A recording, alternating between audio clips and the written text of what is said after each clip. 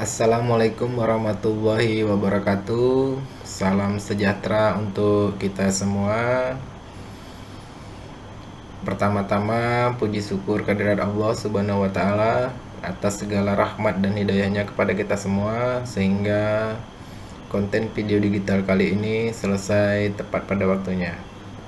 Terima kasih saya ucapkan kepada rekan-rekan kelas paralel ilmu hukum tahun 2021 atas sumbangan, saran, dan dukungannya.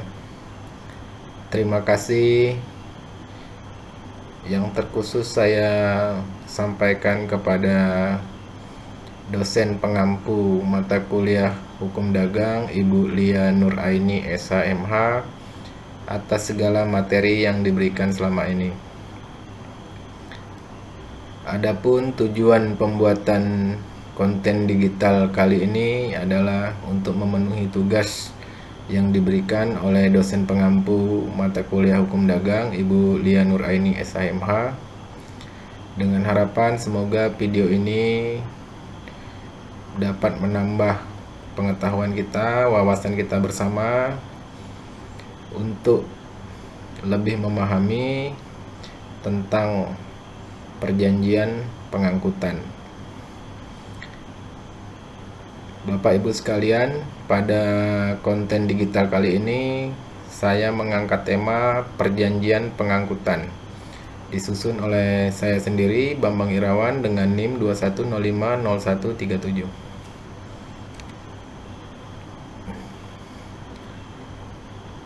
Pada pembahasan kali ini kita akan membahas tentang tinjauan umum pengangkutan, kemudian jenis-jenis pengangkutan, dan azas-azas perjanjian pengangkutan. Baiklah, kita akan membahas yang pertama, tinjauan umum pengangkutan. Pengangkutan di Indonesia memiliki peranan penting dalam memajukan dan memperlancar perdagangan ke dalam maupun luar negeri, karena adanya pengangkutan dapat memperlancar arus barang dari daerah produksi ke konsumen, sehingga kebutuhan konsumen dapat terpenuhi.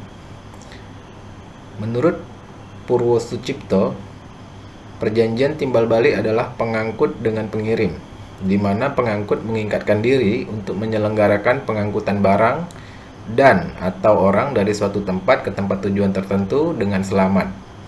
Sedangkan pengiriman mengikatkan diri untuk membayar uang angkutan. Tujuan diadakannya pengangkutan adalah untuk memindahkan barang dari suatu tempat atau tempat asalnya ke tempat tujuan untuk mencapai dan meninggikan manfaat serta efisiensi.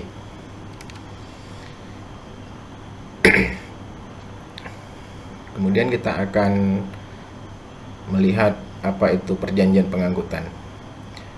Pengangkutan menurut Undang-Undang Nomor 22 Tahun 2009 tentang lalu lintas dan angkutan jalan adalah perpindahan orang dan atau barang dari suatu tempat ke tempat lain dengan menggunakan kendaraan di ruang lalu lintas jalan.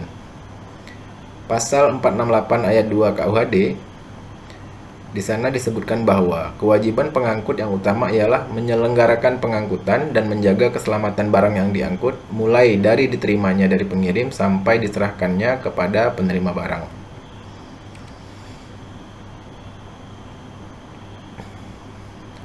Aspek dalam pengangkutan. Yang pertama adalah pelaku, yaitu pihak yang melakukan pengangkutan, bisa berupa perorangan maupun yang berbadan hukum yang melaksanakan pengangkutan. Yang kedua adalah alat pengangkutan, yaitu alat yang digunakan untuk menyelenggarakan pengangkutan. Yang ketiga, barang dan atau penumpang, yaitu objek yang dimuat dan diangkut. Barang muatan yang diangkut adalah barang yang dapat diperdagangkan atau tidak didapat diperdagangkan. Kemudian ada aspek perbuatan, yaitu suatu kegiatan yang mengangkut barang atau penumpang sejak pemuatan atau boarding sampai dengan penurunan di tempat tujuan dengan selamat. Kemudian fungsi pengangkutan, yaitu meningkatkan nilai tambah atau kegunaan barang yang diangkut di tempat tujuan. Tujuan pengangkutan sendiri yaitu barang dan atau orang dapat selamat sampai di tempat tujuan. Bapak Ibu sekalian, kita akan membahas mengenai jenis-jenis pengangkutan. Di sini kita akan mengulas lebih dulu pengangkutan darat. Pengangkutan melalui jalan raya yaitu pengangkutan dengan menggunakan kendaraan yang digerakkan oleh peralatan teknik yang ada pada kendaraan itu dan biasanya dipergunakan untuk pengangkutan orang atau barang yang dijalankan di setiap jalan dalam bentuk apapun yang terbuka untuk lalu lintas umum. Adapun pengangkutan melalui jalan raya ini diatur dalam Undang-Undang Nomor 22 Tahun 2009 tentang lalu lintas angkutan jalan. Pengangkutan dengan kereta api yaitu pengangkutan dengan menggunakan kendaraan yang digerakkan oleh peralatan teknik yang ada dalam kendaraan itu dan biasanya dipergunakan untuk pengangkutan orang atau barang yang dijalankan di atas rel. Pengangkutan dengan kereta api diatur dalam Undang-Undang Nomor 23 Tahun 2007 tentang Perkeretaapian. Di sini kita akan membahas mengenai pengangkutan di jalur laut ya. Khusus mengenai pengangkutan laut tidak dijumpai definisinya dalam KUHD. Yang ada yaitu pengertian pengangkutan yang terdapat di dalam pasal 466 dan pasal 521 KUHD, yakni pasal 460 KUHD, pengangkutan adalah barang siapa yang baik dalam persetujuan charter menurut perjalanan baik dengan persetujuan lain mengikatkan diri untuk menyelenggarakan pengangkutan yang seluruhnya atau sebagian melalui lautan. Yang kedua, pengangkutan laut khusus mengenai pengangkutan laut tidak dijumpai definisinya dalam KUHD. Yang ada yaitu pengertian pengangkutan yang terdapat dalam pasal 466 dan pasal 521. Pengangkutan arti dalam bab ini adalah barang siapa yang baik dengan charter menurut waktu dan charter menurut perjalanan baik dengan persetujuan lain mengikatkan diri untuk menyelenggarakan pengangkutan angkutan orang atau penumpang seluruhnya atau sebagian melalui lautan. Sedangkan menurut pasal 1 butir 3 Undang-Undang Nomor 17 Tahun 2008 tentang pelayaran menyebutkan bahwa angkutan di perairan adalah kegiatan mengangkut dan atau memindahkan penumpang dan atau barang dengan menggunakan kapal.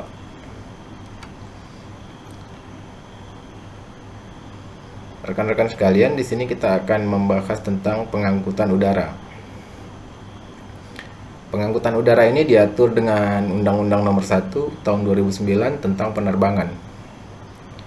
Pengangkutan udara adalah orang atau badan hukum yang mengadakan perjanjian angkutan untuk mengangkut penumpang dengan pesawat terbang dan dengan menerima suatu imbalan.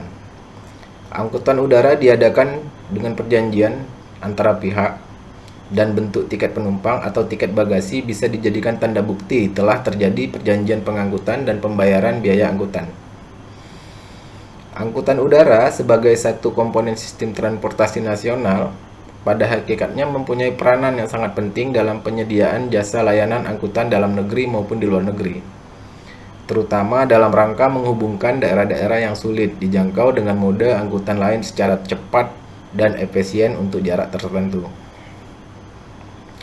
Oleh karena itu, transportasi udara merupakan salah satu sarana yang sangat penting dalam kehidupan manusia. Dengan adanya transportasi udara, ternyata mempermudah masyarakat menjalankan kegiatannya secara efektif, efisien dalam hal penggunaan atau pengiriman barang.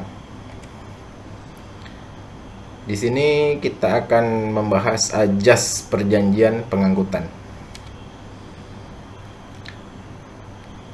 Ada 4 ajas pokok yang mendasari perjanjian pengangkutan, antara lain azas konsensual. Asas ini tidak mensyaratkan bentuk perjanjian angkutan secara tertulis, sudah cukup apabila ada persetujuan kehendak antara pihak-pihak. Yang kedua, asas koordinasi. Asas ini mensyaratkan kedudukan yang sejajar antara pihak-pihak dalam perjanjian pengangkutan. Yang ketiga, ada azas campuran perjanjian. Pengangkutan merupakan campuran dari 3 jenis perjanjian, yaitu pemberian kuasa dari pengirim kepada pengangkut, penyimpan barang dari pengirim kepada pengangkut, dan melakukan pekerjaan pengangkutan yang diberikan oleh pengirim kepada pengangkut. Yang keempat, asas tidak ada hak retensi. Penggunaan hak retensi bertentangan dengan fungsi dan tujuan pengangkutan. penyediaan tempat penyimpanan, biaya penyimpanan, penjagaan, dan perawatan barang. Objek pengangkutan. Di sini kita akan membahas mengenai objek pengangkutan. Agar terlaksananya pengangkutan dengan baik sesuai dengan tujuan, maka sebelum dilaksanakan pengangkutan itu harus diadakan perjanjian antara pihak pengangkut dengan pengirim barang. Dalam melaksanakan perjanjian, pengangkutan harus ada objek dari pengangkutan itu sendiri, di mana objek pengangkutan itu antara lain adalah: 1. Pengangkutan barang. Dalam hal pengangkutan barang, yang menjadi objek pengangkutan adalah barang. Kemudian pengangkutan orang. Dalam perjanjian pengangkutan orang, yang menjadi objek pengangkutan adalah orang. Tugas pengangkut hanyalah membawa atau mengangkut orang sampai pada tempat tujuan dengan selamat. Karcis penumpang diterbitkan atas nama orang tersebut, artinya setiap pemegang karcis yang namanya tercantum dalam karcis itu berhak untuk diangkut. Dengan demikian, surat pengangkutan barang diterbitkan atas nama on name, artinya setiap pemegang yang namanya tercantum pada surat pengangkutan barang adalah milik dan berhak menerima barang. Baiklah Bapak Ibu dan rekan-rekan sekalian,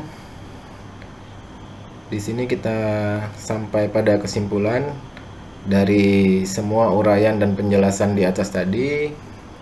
Maka pengangkutan menurut Undang-Undang Nomor 22 Tahun 2009 tentang lalu lintas dan angkutan jalan adalah perpindahan orang dan atau barang dari suatu tempat ke tempat lain dengan menggunakan kendaraan di ruang lalu lintas jalan.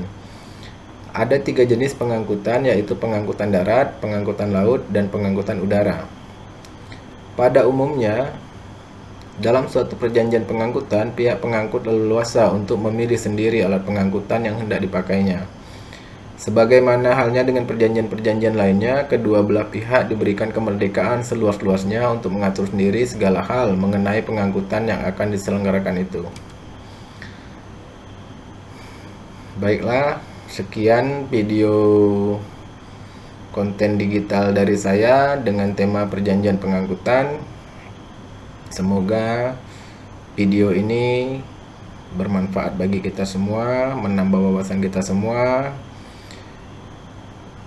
Dan bagi rekan-rekan sekalian, semoga ini menambah wawasan, menambah semangat kita untuk mempelajari lebih dalam mengenai perjanjian pengangkutan.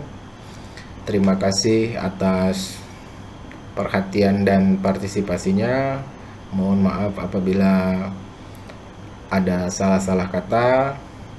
Akhir kata dari saya, wassalamualaikum warahmatullahi wabarakatuh. Tetap semangat dan sukses selalu.